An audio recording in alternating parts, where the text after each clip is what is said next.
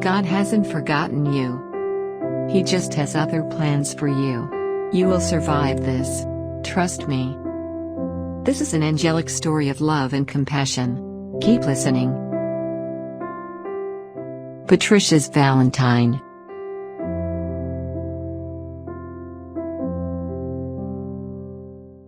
The Valentines in the window displays seemed to mock Judy Kimball as she sloshed through the drugstore parking lot. As others demonstrated their love, she felt only loneliness and heartbreak.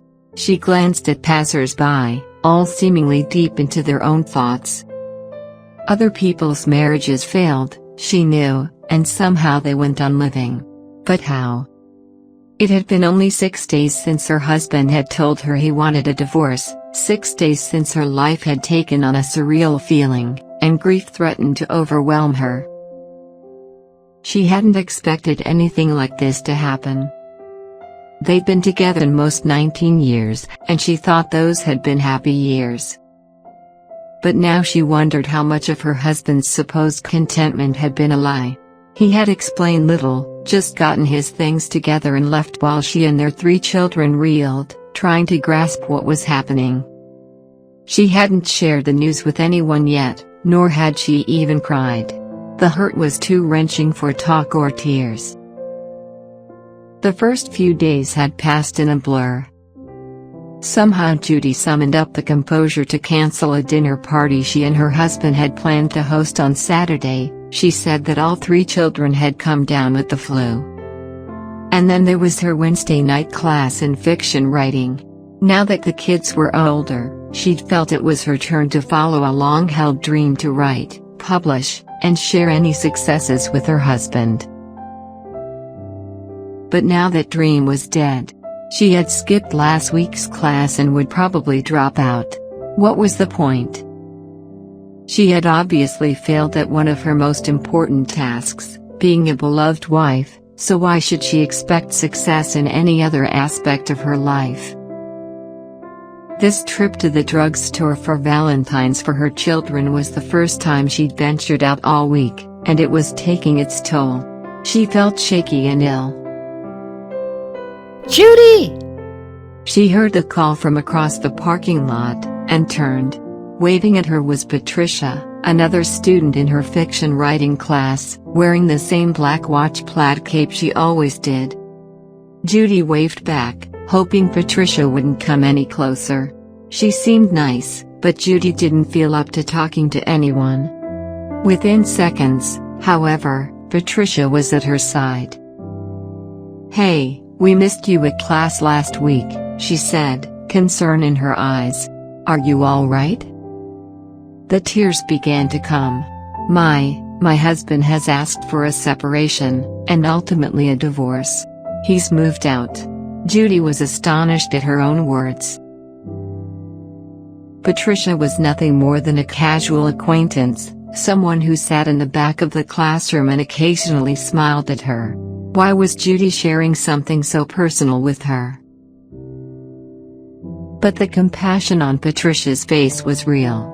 "Come on. It's chilly out here. Let's talk in my car."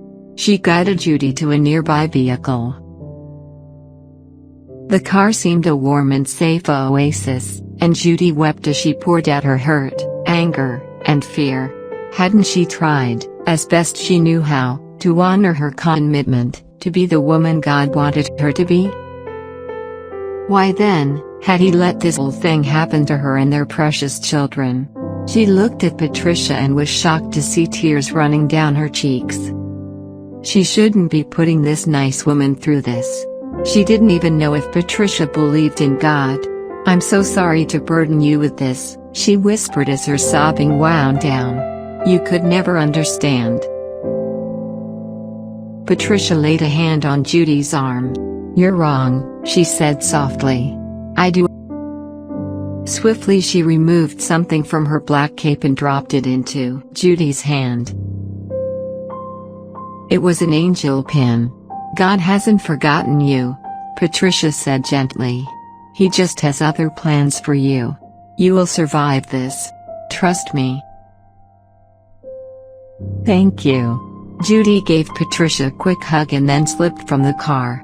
She was still shaky, but inside her, glowing as if for the first time, was a little flicker of hope. She closed her fingers around the angel pin and remembered the Lord's faithful promise, "I will never forsake you or abandon you," Hebrews 13:5.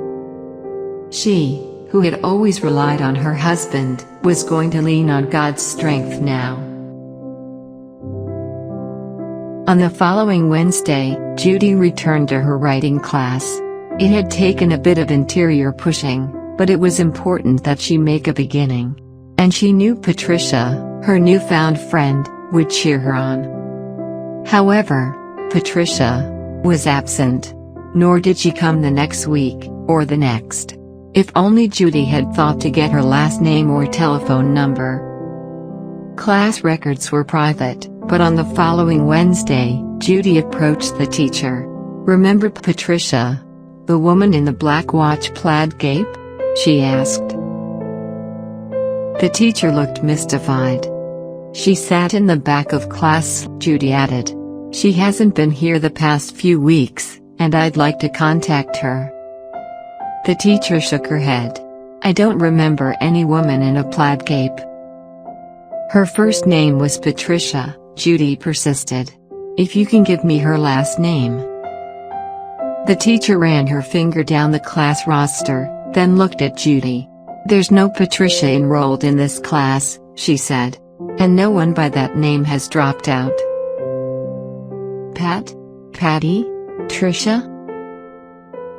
The instructor shook her head. "Sorry. I wish I could help, but I'm afraid not." Judy stood in a daze. "You will survive this," Patricia had told her.